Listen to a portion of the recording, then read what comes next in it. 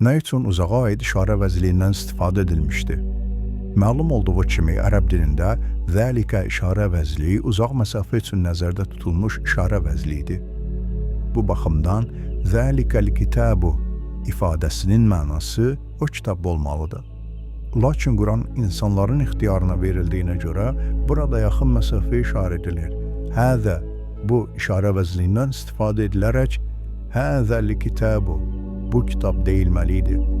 Bunu onunla izah etmək olar ki, bəzi hallarda uzaq məsafə üçün nəzərdə tutulan işarə vəzli, işarə edilən şeyin və ya şəxsin əzəmətindən xəbər verir.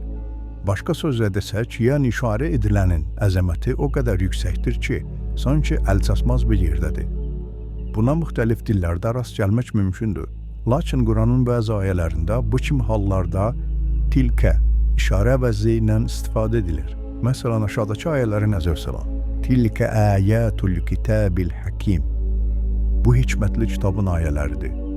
Yunus surəsi 1-ci ayə. Bu sözdə uzaq məsafə işarə üçün nəzərdə tutulmuşdur. Sadəcə olaraq cins baxımından fərqlənir. Zəlikə işarə vəzliyi kişi cinsinə, tilkə işarə vəzliyi isə qadın cinsinə aid olunur. Daha çox insan faydalansın deyə bu videonu bəyən və yadda saxla.